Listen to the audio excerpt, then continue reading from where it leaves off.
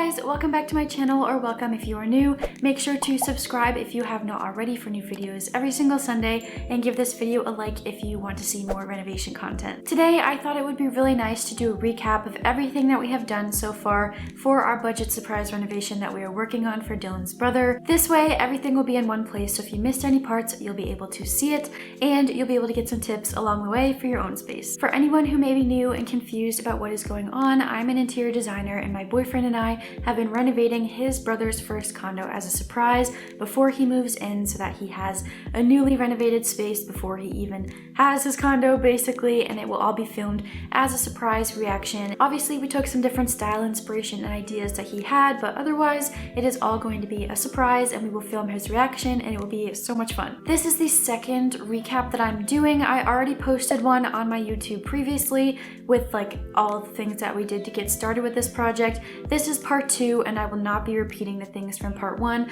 just for the sake of time, so this isn't like an hour-long video. So if you want to see part 1 and see how we got started, go ahead and click the link in the description. So without further ado, let's get into it. So jumping back in where we left off with the kitchen from the last recap, I just worked on this design plan. The goal was to make the cabinets blend with the space as much as I possibly could. So that was adding some modern elements next to it while also adding some warmer elements around it to make it really just feel like it's part of the space. When we left off, the island was not quite done, so since then we got these PVC panels and we cut them down to size, we primed them, and then we attached them to the back of the island just to make it look like it's all one long piece. We also got these little trim wood pieces just to make sure that the corners were nice and clean. We cut those down and we glued them on as well. Then we painted everything with the same green cabinet paint just to make it all cohesive. Once it was all dry, we added the countertop that we got from IKEA, and we also added all of the different wood pieces like the raised waterfall bar and the little side table, all of which I have a separate tutorial for on my YouTube. For the little mini dining table, I got these really fun legs from Amazon that we just screwed onto the bottom, and I really wanted to point that out because I think that they're really cool. Then we got started on the industrial shelves, which again, I have a full in-depth tutorial on my YouTube for these shelves, so I'm not going to go into detail, but basically we just constructed them and then we attached them to the wall and it came out so amazing. And then I tackled installing subway tiles, and this was actually my first time doing that, so that was a little bit nerve-wracking, but I am very proud of the outcome. Basically, I just put Omnigrip on the wall and then I went ahead and just placed the tiles right on top. For any of the longer straight cuts, we actually rented a wet saw to be able to get those done really quickly because we don't have time to mess around. And for all of the strange cuts that we had to do for around the outlets and such, we just used this tile cutting blade for our multi-tool. Once I got it all on the wall, I let it dry for a really long time, and then I went back in with this pre-colored grout. It is in the color charcoal, and I just went in at an angle to make sure that it really got in there,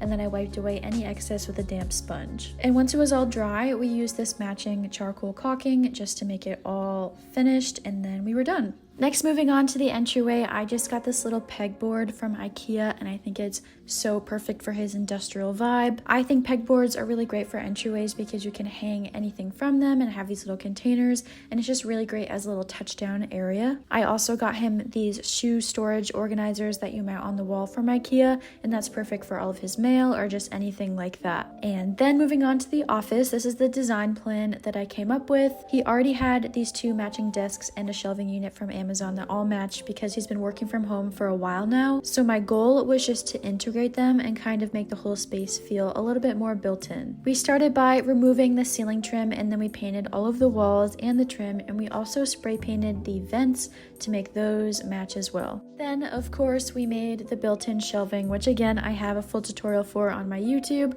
but we just followed the same exact instructions that I did for the kitchen. It was a little bit more budget friendly though because this one is a lot smaller. A fun little DIY that I made was actually getting these little storage boxes from IKEA. They were only $1.99, and I just took little pieces of my Cricut vinyl and I cut it up to like little geometric triangles, and I put them on just to give it a little bit of visual interest. He definitely needed more pops of red in there to match the pops of red all throughout the condo, and this is definitely a really fun idea for your own space. You can make different designs on different sides of the boxes and be able to turn it around and have different decor all the time. And lastly, moving on to the the bedroom. This is a design idea that I came up with for the bedroom. I really wanted it to feel like a little cozy nook since he's on his own for the very first time. And the ceiling architecture really led to that happening in this left corner, so that is exactly what I did. And then I put some shelves around it because again, he really loves shelves and storage. It's basically just utilizing the bed and the dresser that he already had. And then on the other side of the room,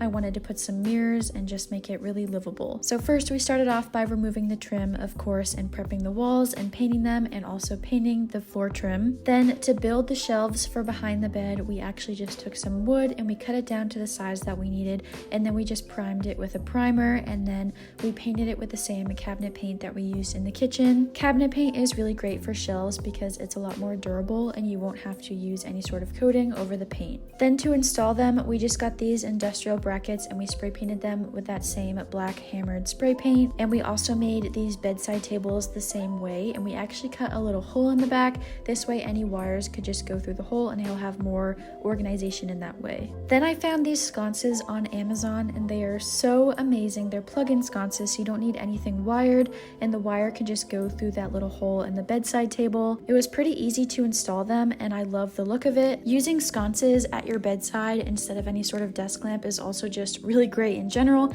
because it saves you a lot of space. You can actually put things that you use on your bedside table. Then we went ahead and hung these string lights in the raised ceiling portion of his room. I typically would not use string lights in a design, however, because the ceiling was raised like this, it really led to an amazing opportunity to kind of have them be hidden, but also not at the same time. So when you walk into the room, they're not necessarily the first thing that you see, but when he is just laying down and relaxing, he'll be able to have that ambiance and it'll be really amazing. Overhead lighting is just really important in general, and this was really the only option that we had to do something like that for him. And then we just added any other last minute decor pieces, including these mirrors, one of which is from IKEA and one is from Marshall's, and then the room was done. I hope you guys enjoyed today's recap and got some tips from it for your own space. I cannot wait to show him the condo and get his reaction. I am just so excited. If you like this video, make sure to subscribe so you can see the reveal, and I also have many more renovation projects planned for the future, so there will be all sorts of different tips and tricks here. As always, I'm so grateful that you are here on this journey with me, and I'll see you all next week for some more design stuff. Bye guys!